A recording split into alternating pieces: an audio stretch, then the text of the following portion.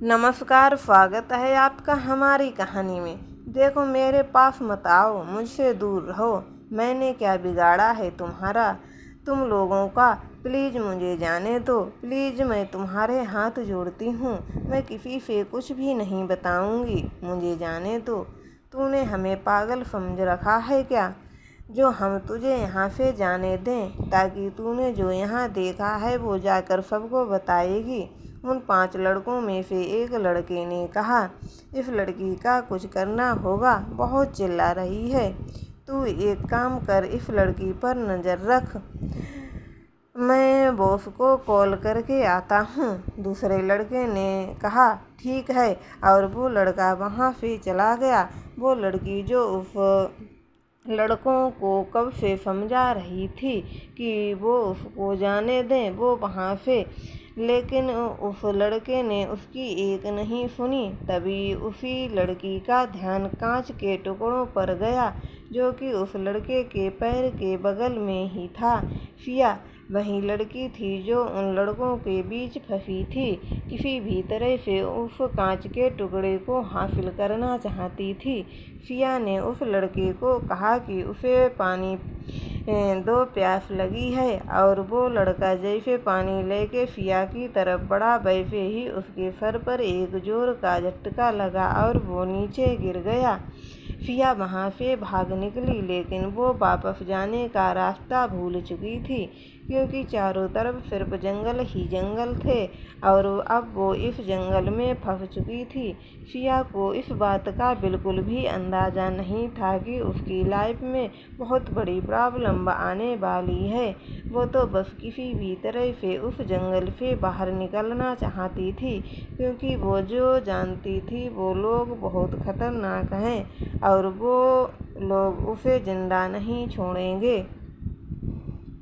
वो तो बस किसी भी तरह उस प्रूफ को पुलिस तक पहुंचाना चाहती थी, जो उसने बड़ी मुश्किल से उन लोगों के खिलाफ इकट्ठे किए थे। अब तक वो लोग भी फिया तक पहुंच गए थे। फिया भागते भागते पहाड़ी के लास्ट छोर तक पहुंच चुकी थी। भागने की वजह से फिया के पेट में बहुत चोट आ गई थी। फिया ने एक बार उनकी तरफ देखा, फिर एक बार अपने पीछे देख। फिया के पीछे गहरी खाई थी।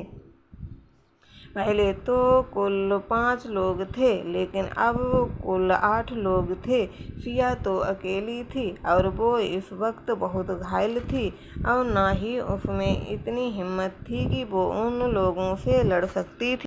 उनका बॉस फिया के पास आकर कहा, तुम्हारी तो कोई गलती नहीं है, तुम बेवजह अपनी जान खो रही हो।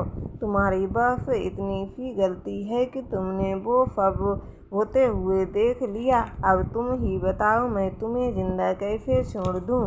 फिया ने जोर से चिल्लाते हुए कहा, तुमने जो किया है उसकी सज़ा तुम्हें ज़रूर मिलेगी। आज नहीं तो कल वो वापस ज़रूर आएगी, तुम्हें तुम्हारे कर्म की सज़ा मिलेगी। मेरी ये बात हमेशा याद रखना। फिया की आवाज़ इतनी तेज थी कि चारों तरफ उसकी ही आवाज़ गूंज रही थी। ये सब सुनते ही बॉस को गुस्सा आ गया और उसने बिना सोचे समझे फिया को जोर का धक्का दे दिया, जिससे फिया खाई में गिर गई। उसके कान में अभी तक फिया की कही हुई बात गूंज रही थी। उसने गुस्से में चिल्लाते हुए कहा कि वो दिन कभी नहीं आएगा, कभी नहीं। मेरे रास्ते में जो आएगा उसका भी यही हाल होगा। उसके चिल्लाने की आवाज़ इतनी तेज थी कि वहाँ खड़े किसी भी शख्स में इतनी हिम्मत नहीं थी कि कोई आगे आए और उसे शांत करे।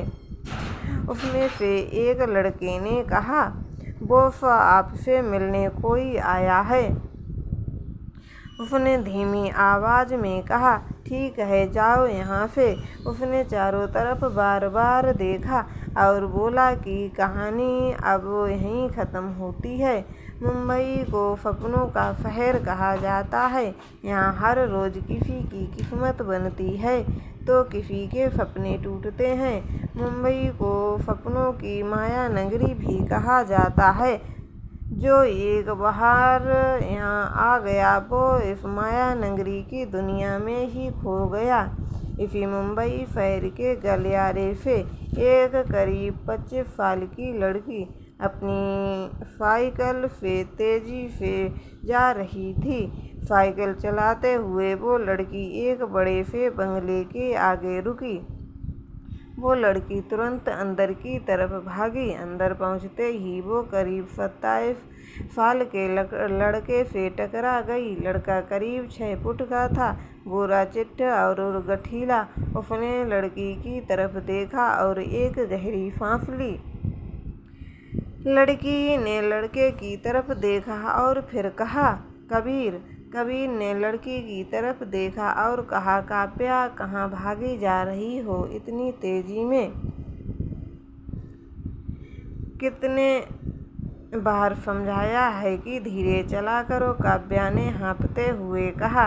हमारे MBBS क्लास के रिजल्ट आ रहे हैं। कबीर ने हैरानी से काव्या की तरफ देखा और कहा, मैं तुम सच पास हो गई हो? काव्या ने कबीर को घूरते हुए कहा कि जी हाँ, कोई शक आपको? कबीर ने कहा, ये तो अच्छी बात है, बहुत जल्द तुम भी एक अच्छी डॉक्टर बन जाओगी। इतना कहकर वो ऊपर कमरे की तरफ गई। तभी कबीर ने उसे पीछे से टोकते हुए कहा, कहाँ? काव्या ने कबीर की ओर देखते हुए कहा, तुम्हारी बहन का भी रिजल्ट आ गया है। इतना बोलकर वो ऊपर के रूम की तरफ भाग गई। जैसे ही उसने कमरे का दरवाज़ा खोला, उसने एक गहरी सांस ली और मुस्कुराते हुए कहा, हे भगवान, ये लड़की कितनी सोती है। कुंभकर्ण के बाद अगला इसका ही नंबर लगेगा। सोने में तो ये गोल्ड ट्रॉफी जीत लाए। इतना कहकर उसने बिस्तर पर से चादर खींच दी। पर बिस्तर पर सोई लड़की इस चीज़ का कोई असर नहीं हुआ तो काव्या ने अपना सर पीट लिया और बिस्तर पर चढ़कर उसके कान के पास जाकर एकदम से चिल्लाते हुए कहा, अनन्या। अनन्या पर उसके चिल्लाने का कोई असर नहीं पड़ा। उसने तकिया उठाया और अपने कान के पास रख लिया। काव्या ने कुछ सोचते हुए बिस्तर पर चढ़ गई और अपने कान के पास आते हुए धीरे से कहा, अनन्या, हमारा रिजल्ट आ चुका है। ये सुनते ही अनन्या एकदम से चौंक कर उठकर बैठ गई। नीले आँखें, लंबे बाल, गोरा रंग, आँखें बड़ी बड़ी। अनन्या ने धीरे से कहा, सच में? काव्या ने मुस्कुराते हुए कहा, हाँ बिल्कुल, तुम पूरे मुंबई में टॉप की हो, जानती हो। काव्या ने उसका हाथ पकड़कर कहा, सुन तो, हम सब सिटी हॉस्पिटल में सिलेक्ट हुई हैं। अनन्या ने उसकी तरफ हैरानी से देखा और फिर कहा, क्या सच में? काव्या ने हाँ में सिर हिला दिया। अनन्या जोर से खुशी से चिल्लाते हुए काव्या के गले लग गई। दोनों मिलकर बेड पर नाचने लगीं। तभी दरवाज़ा खुला और एक 70 साल की बुजुर्ग औरत कमरे में आई और अंदर आकर कहने लगी, क्या हुआ? किस बात का इतना शोर कर रही हो तुम दोनों? अनन्या ने उनकी तरफ देखा और फिर एकदम से उसके गले लगकर कहने लगी, दादी माँ, दादी माँ।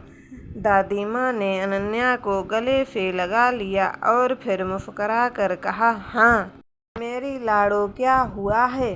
काव्या ने दादी माँ की ओर और मुस्कुराते हुए कहा, ये पूरे मुंबई में टॉप की हैं और सिटी हॉस्पिटल में हमारी जॉब लगी है। दादी माँ ने दोनों की तरफ देखते हुए कहा, सच में? दोनों ने हाँ में सिर हिला दिया। दादी माँ ने दोनों को गले लगा लिया। दादी ने दोनों की तरफ देखते हुए कहा, राजवीर जी को बताया तुमने? काव्या ने कहा, नहीं, कबीर से मिली, मैं बाहर से उसे बता दिया है। अनन्या ने कहा, ठीक है दादी माँ, चलिए बता दें। अनन्या बाहर आई तो राजवीर जी सोफे पर बैठे हुए तीनों को एक साथ देखकर वो मुस्कुरा उठे। राजवीर जी ने मुस्कुराते हुए कहा क्या बात है तीनों एक साथ, आज क्या बात है? दादी माँ ने मुस्कुरा कर कहा, हमारी अनु ने पूरे मुंबई में टॉप किया है। राजवीर जी, ये सुनकर राजवीर ने मुस्कुराते हुए कहा, मुझे मेरे बच्चा पर पूरा यकीन था कि तुम पूरे मुंबई में टॉप करोगी। अनन्या ने ये सुनकर मुस्कुरा दिया। दादी माँ ने कहा, होती क्यों नहीं मेरी बच्ची टॉप, पूरे साल इतनी कड़ी मेहनत जो की है और पूरे दिल से पढ़ाई पर ध्यान दिया है तो पास तो होना ही था। ये मेरी बच्ची की मेहनत का फल है। अनन्या ने कहा, माँ कहीं दिखाई नहीं दे रही हैं। माँ कहाँ हैं? हम यहाँ हैं अनु, किचन से निकलते हुए राधाजी ने कहा। अनन्या खुशी से चहकते हुए कहा कि माँ आपको पता है हम पूरे मुंबई में टॉप किए हैं और सिटी हॉस्पिटल में सिलेक्ट हो गए हैं। राधाजी ने अनन्या के सिर पर प्यार से हाथ फेरते हुए कहा, मुझे पहले पता था लाडो, तुम जरूर सिलेक्ट होगी। काव्या अंदर आते हुए कहने लगी, माँ मैं भी सिलेक्ट हो गई और मज़े की बात तो ये है कि मैं भी इसके साथ सिटी हॉस्पिटल में सिलेक्ट हुई हूँ। अभी वो सब बात कर ही रही थी कि तभी काव्या का फ़ोन बार बार वाइब्रेट होने लगा। काव्या ने फ़ोन पर बात की और अनन्या की तरफ देखते हुए कहा कि वो चाचू की कॉल थी, इमरजेंसी मीटिंग बुलाई है, आधे घंटे में हॉस्पिटल आने को कहा है। अनन्या ने चिढ़ते हुए कहा, सानी अंकल हॉस, इन्हें तो कभी भी चैन नहीं है। ठीक है चलो देखते हैं जाके। काव्या ने अनन्या की तरफ देखते हुए कहा, तुम्हें प्रॉब्लम क्या है? चाचू ने अनन्या से कुछ नहीं कहा। कुछ ही देर में दोनों मीटिंग रूम में पहुँचे। उसने जैसे ही दरवाज़ा खोला तो सामने का नज़ारा देखकर वो हैरान रह गई। सामने डॉक्टर वेदिका और डॉक्टर वेद के बीच किसी बात को लेकर बहस चल रही थी। क्या चल रहा है यहाँ? किस बात को लेकर बहस हो रही है? आई लव वर्ड, अनन्या ने कहा। दोनों चौंक कर उसकी तरफ देख रहे थे। वो दोनों कुछ बोलते उसे पहले कमरे का दरवाज़ा खुला। एक करीब 28 साल का लड़का अंदर आया। लड़के की हाइट 6 फुट 5 इंच, गोरा रंग, काली आंखें और चेहरे पर हल्की सी दाढ़ी। जो उसे एक बार देखे बस उसे देखता ही रहे। वैदिक ने धीरे से कहा, डॉक्टर अक्षित। अक्षित ने एक बार अनन्या की तरफ देखा और फिर हिलाकर आगे चला गया। तब डॉक्टर फहानी भी अंदर आ गए। आते ही उन्होंने कहा, सॉरी मैं थोड़ा लेट हो गया हूँ। अनन्या ने जैसे ही डॉक्टर फहानी के मुँह से सॉरी शब्द सुना तो धीरे से आवाज़ में कहने लगी, आज सूरज पूरब से उगा है ना? शेर खान के मुंह से सॉरी सुन के मिल रही है।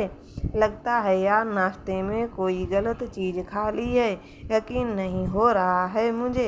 ये कहकर अनन्या ने जैसे ही अपने बगल में देखा तो उसकी पिटी गुल थी। उसने धीरे से कहा, सत्यानाश। अनन्या के बगल में काव्या नहीं अक्षित बैठा था, जो उसे ही एकटक देख रहा था। अक्षित ने धीरे से कहा, वो उतने ही बुरे नहीं हैं जितना तुम समझती हो। अनन्या ने मन ही मन कहा, तुम तो शायद लोग ही आफ्टर ऑल तुम्हारे पापा जो हैं। और दोनों सामने की तरफ देखने लगे। डॉक्टर फहानी ने सबकी तरफ देखा और उन्होंने एक गहरी सांस ली और फिर कहा, सॉरी टू से, बट मैं आप सबकी ड्यूटी लाइट विद हॉस्पिटल, जो हमारा ही दूसरा हॉस्पिटल है, मैं वहाँ लगा रहा हूँ क्योंकि वहाँ डॉक्टर की ज़रूरत है। आप में से सिर्फ 6 लोग वहाँ जाएंगे। बस 2 महीने की बात है। जैसे ही वहाँ के सारे डॉक्टर आ जाते हैं, आप सब यहाँ आ जाइए। उन 6 लोग के नाम जो कल यहाँ से जाएंगे, doctor Vedika, doctor Ved, doctor Ananya, doctor Kavya, doctor Mehra, एक लोग जाएंगे। वेद ने डॉक्टर फहानी से पूछा, सर ये न्यू हॉस्पिटल कहाँ है और नाम क्या बताया था आपने सर?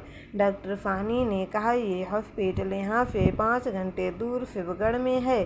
उसका नाम लाइफबिट है। शिवगढ़ का नाम सुनते ही अनन्या कहीं खो गई। काव्या ने अनन्या को ऐसे देखा तो पूछने लगी, क्या हुआ अन्नू, कहाँ खोई हो तुम? कब से बुला रहे हैं तुम्हें? ये नाम कहीं तो सुना है हमने। कौन सा नाम अन्नू? शिवगढ़। ये शिवगढ़ कहीं तो सुना है मैंने। शिवगढ़ का नाम सुनते ही काव्या बुरी तरह से चौंक गई। उसके मुंह से आवाज़ तक नहीं निकल पा रही थी। उसका पूरा शरीर कांप रहा था। अनन्या ने उसकी तरफ देखा तो चौंक गई। उसने कहा, क्या हुआ तुझे? तू इतनी कांप क्यों रही है? सब ठीक है ना? काव्या ने खुद को संभालते हुए कहा, मैं ठीक हूँ। शिवगढ़ के बारे में क्या बोल रही थी? अनन्या ने हैरानी से काव्या की तरफ देखते हुए कहा, तुम कहाँ थी जब सर आपको बता रहे थे? काव्या ने कहा, मुझे एक ज़रूरी कॉल आ गई थी तो मैं बात करने बाहर चली गई थी। अच्छा वो सब छोड़, पहले बता चाचू ने क्या कहा है? अनन्या ने अंदर की सारी बात काव्या को बता दी, जिसे सुनकर काव्या के चेहरे पर भाव बढ़ रहे थे। काव्या ने कहा, तू एक काम करना, पेशेंट नंबर 5 की फाइल अक्षर भाई के कैबिन में छूट गई है, तू प्लीज़ मुझे उसे लाकर फना को दे देगी? अनन्या ने कहा, ओके। काव्या गुस्से में डॉक्टर फानी के रूम में लॉक करती है। डॉक्टर फानी उसे देखकर मुस्कुरा देते हैं और कहते हैं, कम इन। काव्या कहती है, बस क्या है चाचू, हम अनु को शिवगढ़ ले जा रहे हैं। नहीं ले जा सकते हैं। ये बात जानते हुए भी आप उसे शिवगढ़ क्यों भेज रहे हैं? आप जानते हैं उसकी हालत, फिर आप ऐसे कैसे कर सकते हैं चाचू? उनकी जान को खतरा हो सकता है वहाँ। आप समझते क्यों नहीं चाचू? काव्या की आंखें नम हो गईं। हर्षवर्धन जी उसके ही कंधे पर हाथ रखा और कहा, पहले शांत हो जाओ तुम और ध्यान से मेरी बात सुनो। मेरा बेटा आज नहीं तो कल अनन्या को सब याद ही आ जाएगा और तुम सबको इसी बात का डर है ना कि कहीं अनन्या सच जानने के बाद तुम सबको छोड़कर चली जाएगी। तो मेरी बात का यकीन मानो बेटा, ऐसा कुछ नहीं होगा। अनन्या बहुत समझदार है, वो ऐसा कभी नहीं करेगी। और एक बात और बेटा, अतीत कभी भी नहीं छुपता, देर सवेर सामने आता ही है। बट चाचू, राधा आंटी नहीं मानेंगी शिवगढ़ जाने के लिए। काव्या ने परेशान होते हुए कहा, भाभी जी और भाई साहब से मैं बात करूँगा। चाचू देखिए ना कितनी खुश लग रही है। वो है ना, बस उसकी खुशी को नज़र किसी की ना लगे। तो दोस्तों, आपको हमारी ये कहानी कैसी लगी हमें कमेंट में ज़रूर बताएं एवं हमारे चैनल को सब्सक्राइब ज़रूर करें। धन्यवाद।